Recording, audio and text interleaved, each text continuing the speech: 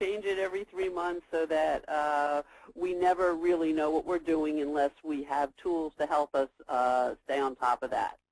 So today we're going to look at what's going on with version 19.3, where they added 1,276 new edit pairs, and we want to be able to know what's in it to prevent denials and what's out so that we can capture our retroactive pay and make sure that we don't lose pay on all claims on an ongoing basis.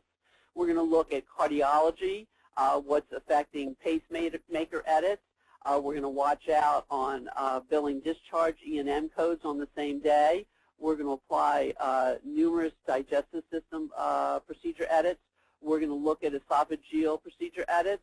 We're going to beware of enterectomy and colectomy bundles. We're going to look at CCI suspended some edits and bundles for 92012, 92014, which are ophthalmology codes into hundreds of E&M procedures and other procedures, excuse me. And we're going to look at the reporting of telehealth pharma management with psychiatric codes, and that sort of makes sense since there are psychiatric codes which are pharmaceutical management codes, but not so fast. We have to see what they're doing, and we're going to look at urology practices, what they should avoid with 57410 when performed with 49203 through 205. We're going to compare CCI 19.2 to 19.3. We're going to focus your bundling and unbundling skills for clean claims and optimize your correct pay. We're going to avoid payment-threatening CCI confusion. We're going to look at some new examples of the new CCI edits. And we're going to look at some tools for CCI fee and modifier changes to stay in compliance throughout the years. These are the tools that I use on a daily basis. So in that latest round, as I said, we've got 1,276 new edits, and there's some real surprises. The previous version, 19.2, which I talked about last quarter, contained almost 300,000 new edit pairs, and that's because of the addition of minor procedures with all of the E&M services, because they really wanted to add that oomph to make sure we have a significant separately identifiable service when we do an E&M and a minor procedure. CMS has had a change of heart with over 10,000 of those edit pairs, and so for the October 1st release, CMS decided to remove them from the active pair list. Of the 10,580 edit pairs that were put into the terminated column, nearly all of them were terminated retroactive to July 1st, 2013. So they put them in effect July 1st, and then in October 1st, they retroactively took them away all the way back to July 1st. So if you didn't bill them in last quarter, the 19.2 quarter, you actually can go back and rebill them because of this retroactive termination. So it's very important that you take a look at what these codes that were retroactively denied in CCI. There are way too many for me to discuss here. It's over 10,000, and we'd be here for a couple of days. So make sure you get into CCI and take a look at what has been retroactively denied, retroactively terminated.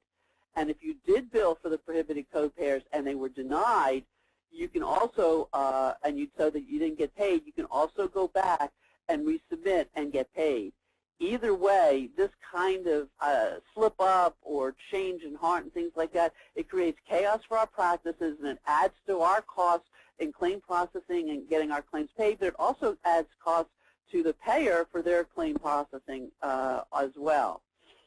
So some of the highlights that we're going to look at is that there were 58 mutually exclusive pairs added. There were 13 non-mutually exclusive edit pairs deleted, and out of 81 modifier changes in 19.3 for 7 pairs, the modifier indicator changed from 0 to 1. CCI 19.3 is going to affect payment for thousands of CPT codes in a big way, and complying with these edits and analyzing them for every quarter is takes major time in our practice, and financial burden for every coder, biller, and physician practice. So you need to be updated with what the new changes are this quarter for 19.3, and then January 1st for it's going to be 20.0, because, and then 20.1, et cetera, because we want to make sure that we get proper payments, and even just as importantly, from a compliance point of view, we want to make sure that we're not submitting bundled pairs, because even though the edit software in the payer will prevent us from getting paid, there is a compliance rule in the elements of compliance that says we will not submit bundled pairs. And so we are violating compliance every time we submit two bundled codes, even though we ultimately don't get paid. It's still a big no-no. This webinar is going to cover key changes in CCI 19.3 and help you learn the edits you'll need to know to ensure your practice doesn't fall victim to denials and improper payments during the last and crucial quarter within 2013. Then we get to move into 2014, where we deal with all this stuff as well as get prepared for ICD-10. So let's look at 19.3 and dive in.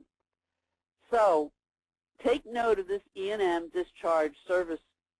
As of October 1st, you will see that CCI no longer bundles 99.239 into E&M codes 99.201 to 203 and 99.211 to 214. So, but this is a red flag. CCI adds new edits bundling 99.201 through 203 and 99.211 and 99.214 into 99.239, so they did a column swap. So it's sort of weird. The edits have a modifier indicator of 0, so you may never override the edit. So what happened was, instead of the E&Ms being bundled into the, instead of 99.239 being bundled into the E&Ms, now the E&Ms are bundled into the discharge code. So it's just a column swap. It's not that we can now bill these codes with 99.2, the discharge code with these E&Ms, but these office E&Ms, but it means it's a column swap. It's really important to know that, because if you end up billing them together, the column 1 code is going to get paid. And it could be that the column 1 code is not the code you want to get paid. And it also has a modifier 0, which means there are no situations, whether it is a separate encounter, because that's just by definition, and there's no such thing as a separate site, because this is not a procedure performed on different sites of the body. So there is no reason at all